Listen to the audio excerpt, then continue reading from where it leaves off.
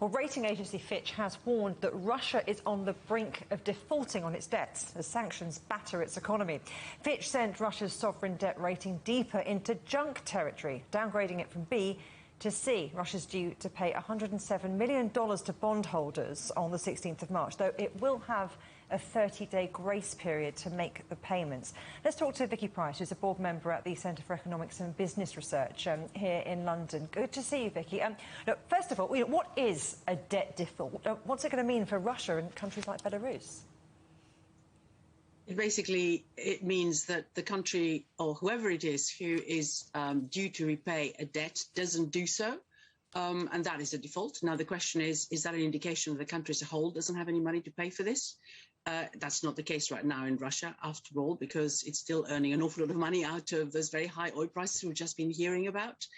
But of course, if the markets think that this is the beginning of a trend and that quite a lot of the rest of the debt, which is due to be paid at various stages, will also have similar issues, then it will decide that this country simply cannot honour its commitments, and therefore nobody will be buying its debt in the future, which is a tantamount to a country being frozen out of capital markets, and that country is in default. Now, in this particular case, just as you said, there is a 30-day period during which that could be repaid, if you like. It's not huge because in reality, Russia has not been borrowing that much, has reduced its exposure to external debt very, very significantly. Its debt to GDP ratio is around 20%, which is very, very low by most countries' standards. So we're not talking about it having to make huge repayments, but it is a very strong indication that something is wrong, or at least there is a willingness of not perhaps meeting one's obligations. Now, just one little thing there. Of course, the Russians have said that they're prepared to pay it, or at least they hinted, in rubles. This is foreign debt, which they're prepared to pay in rubles. Of course, the value of the ruble has fallen down very significantly. And if the banks and other institutions to which this money is owed say no, the Russians can claim that they haven't defaulted. They have tried to keep the repayments going.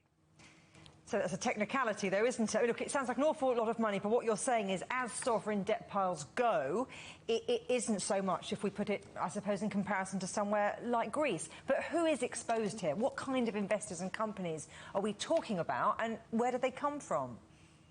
It's quite a lot of banks and other financial institutions in Europe and the US. That's mainly where it's all coming from. So there is an issue. Not only do we have French banks and Italian banks and others quite heavily exposed to Russian debt of private sort, if you like, because they're quite involved in operations in Russia, or have been until now, but also they have been investing in sovereign bonds everywhere, including in Russia. And that's what one does when one has a portfolio of both corporate and government debts that one invests in, and a number of those institutions are quite heavily exposed, and they will lose out if what we see perhaps happening next week, which is due on the 16th, this repayment, then becomes a much wider trend, and then those banks will obviously feel the pain of this.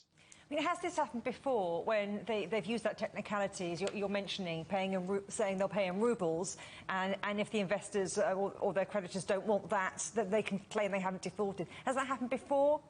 Can we make a comparison and then get an idea of what might happen next on the markets?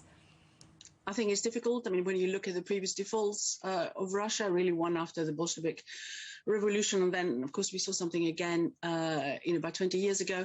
There wasn't this technicality allowed, as far as I recall. We've got to bear in mind, though, that quite a lot of the debt, half of it, roughly, that Russia has is owed, if you like, to domestic holders of that debt.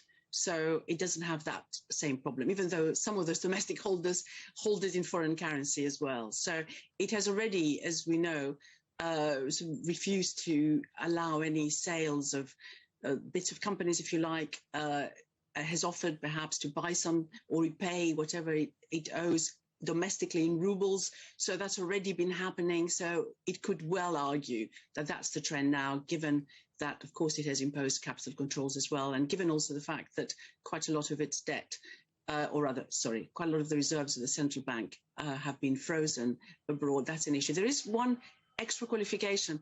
It is possible, again, if you look at what the various sort of lawyers are saying, that given that quite a lot of the central bank debt, central bank reserves, forgive me, has been frozen in countries outside Russia, that those institutions which are being owed that repayment might go and say, can we unfreeze some of that and get repaid that way? So there's another possibility. So loads and loads of technical issues involved in this, which perhaps will make the whole issue perhaps not be such a tremendous occurrence as perhaps some people are.